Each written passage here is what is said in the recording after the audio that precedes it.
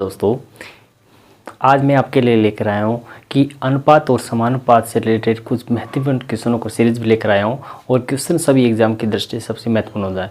दोस्तों, ये education channel है जो हमारा smart genius study YouTube channel है, उसमें शिक्षा के क्षेत्र में एक बेहतरीन कदम है जिसमें एक छोटा सा सहयोग आपका लाइक मात्र से छोटा सहयोग मिलेगा। तो आइए हम क्वेश्चन को किस तरह से करते हैं कि हमारा क्वेश्चन क्या दे रखा है कि यहाँ पर जैसे तीन संख्या क्वेश्चन क्या है। क्वेश्चन देखिए कि तीन संख्याओं का योग 280 दे रखा है, उसमें पहली और दूसरी संख्या का अनुपात 2:3 दे रखा है, 2:3 दे रखा है। तो और दूसरी और तीसरी का अनुपात 4:5 दे रखा है। तो दूसरी संख्या पूछी गई है यहाँ पर। तो हम आसानी से और बेहतरीन तरीके से क्वेश्चन करेंगे और समझने का प्रयास कीजिए एक बेहतरीन कंटेंट के साथ। क्वेश्चन क्या दे रखा है यहाँ पर, जैसे यहाँ पर पहली संख्या दे रखी है, यहाँ पर पहली संख्या दे रखी है जो क्या दे रखी है, पहली संख्या अनुपात सेकंड संख्या उसी का अनुपात थर्ड संख्या, तीन संख्या दे रखी है अपन को क्वेश्चन के अंदर। वो क्वेश्चन में क्या दे रखा है, पहली और संख्या दूसरी अनुपात 2:3 है, 2:3 है। पहली और दूसरी संख्या का अनुपात कितना दे रखा है, 2:3 दे रखा है। और यहाँ पर दूसरी और तीसरी संख्या का अनुपात 4:5 दे रखा है। यहाँ पर देखिए, तो क्वेश्चन में एक चीज़ आपको देखने को मिलेगी यहाँ पर कि यहाँ पर दूसरी संख्या का अनुपात 3 दे रखा है, यहाँ पर 4 दे रखा है। तो यहाँ पर एक चीज़ आपको देखने की दोनों संख्या बराबर होनी चाहिए कि वे दूसरी संख्या बराबर होनी चाहिए। तो ऐसी संख्या 3 के पाड़े में और 4 के पाड़े में ऐसा कॉमन अंक कितना आता है, कॉमन अंक जैसे 3 का पाड़ा बोलेंगे 3 × 3, 3 दूनी 6, 3 × 9 और 3 चौक 12 है। उसी प्रकार 4 दूनी 8 और 3 चौक 12। इसी प्रकार वो संख्या कितनी आ रही, 12। तो हम 12 बनाने की संख्या यहाँ पर से 4 से मल्टीप्लाई कर देंगे, यहाँ हमको 3 से मल्टीप्लाई कर देंगे। तो एक चीज़ आपको देखने को मिलेगी कि जब भी कोई क्वेश्चन के अंदर जैसे ये संख्या हो गई तो पास वाली संख्या को हम उसमें उसी संख्या से मल्टीप्लाई करना पड़ेगा। इसको भी जैसे यहाँ पर 4 से मल्टीप्लाई करें तो यहाँ से भी 4 से मल्टीप्लाई करेंगे, यहाँ 3 से मल्टीप्लाई किया है तो यहाँ से भी 3 से मल्टीप्लाई करेंगे।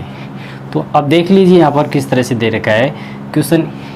यहाँ दे रखा है कि 2 × 4 करेंगे तो यहाँ पर 8 नज़र आएगी अनुपात, यहाँ पर 3 × 4 करेंगे तो ये संख्या 12 आ गई, जबकि 5 × 3 करेंगे तो ये संख्या 5 हो गई, 15 हो गई।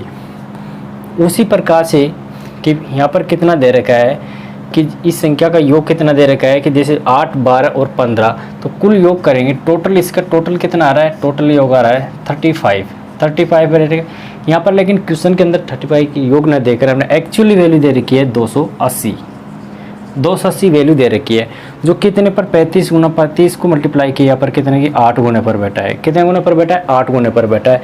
हमारी संख्या दूसरी संख्या पूछी गई यहाँ पर, तो दूसरी संख्या जैसे ये भी 8 से मल्टीप्लाई, तो हमारे क्वेश्चन इस तरह से कि 96 क्वेश्चन होगा, यानी 96। दूसरी संख्या का मान कितना आ रहा है, 96। तो हमारा राइट आंसर इस तरह से होता है। तो आपको एक क्वेश्चन पसंद आया होगा। इस तरह से हम इस श्रृंखला में दूसरा क्वेश्चन क्या दे रखा है, दूसरा क्वेश्चन इस तरह से दे रखा है कि यहाँ पर जिस आई और व्यय से संबंधित किए। एक चीज़ आपको समझने वाली बात है कि जब भी हम किसी चीज़ को, जैसे यहाँ पर दे रखा है इनकम, जैसे ये क्वेश्चन दे रखा है, जैसे आई किसी व्यक्ति की, जैसे मान लो कोई 100 रुपये है, वो 100 रुपये कमा रहा है, ये 100 रुपये कमा रहा है, और जबकि उसमें खर्च कितना कर रहा है, उसमें खर्च कितना कर दिया, उसने 60 रुपये खर्च कर दिए, 60 रुपये खर्च कर दिए। तो बचत कितनी हो गई, उसमें बचत कितनी आएगी, 40 रुपये। तो इस तरह से हम कह सकते हैं कि जब आय और खर्च के योग से, दोनों के योग से जो प्लस योग बनेगी तो ये कितनी आएगी, जो आय निकल कर आएगी। इसी प्रकार से हम रेशो क्वेश्चन करेंगे। तो देखिए इस क्वेश्चन की श्रृंखला कैसे दे रखी है कि क्वेश्चन दे रखा है कि ए और बी की आय का अनुपात 9:8 दे रखा है।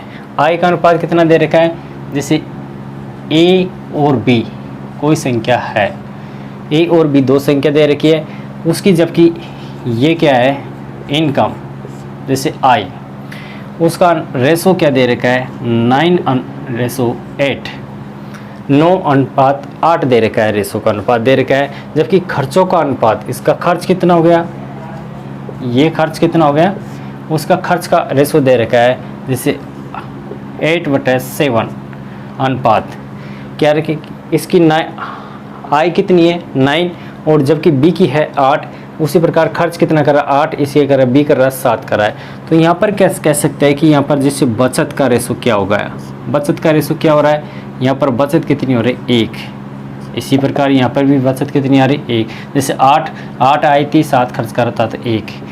क्वेश्चन में क्या दे रखा है कि यदि प्रत्येक की बचत का रेशो कितना दे रखा है 500, जैसे इसका भी 500 दे रखा है, ये सी 500 दे रखा है और इसका भी 500 दे रखा है, 500 दे रखा है। तो यहाँ पर पूछा गया है एक का अनुपात पूछा गया है, फिर एक ही आई ज्ञात पूछे। यहाँ पर जो बचत का रेशो, जैसे बचत का रेशो 500 रुपये खर्च करता है, जैसे एक ही आई पूछी गई है यहाँ पर, तो 500, एक की वैल्यू 500 दे रखी है, तो यहाँ पर कितना आएगा 4500 इसका राइट आंसर हो रहा है।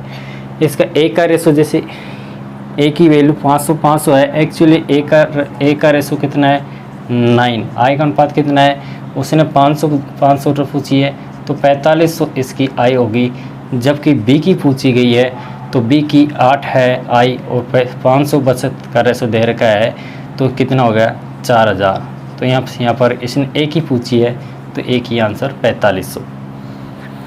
तो दोस्तों साथियों, हमारा ये वीडियो आपको पसंद आया हो, तो बेहतरीन कंटेंट पसंद आया हो तो हमारे चैनल को लाइक और सब्सक्राइब करें और अधिक से अधिक लोगों के पास शेयर कीजिए। आपके लाइक मात्र से हमें मोटिवेशन मिलती है, तो उम्मीद करता हूँ वीडियो पसंद आएगा। एक छोटा सा वीडियो है आपके सामने, इसी तरह से हम रेगुलर क्लास लेके आएंगे और एक बेहतरीन सभी एग्जाम की प्रिपरेशन, सभी एग्जाम के कंपटीशन की दृष्टि से हम महत्वपूर्ण क्लास एक चैप्टर वाइज क्लास करेंगे।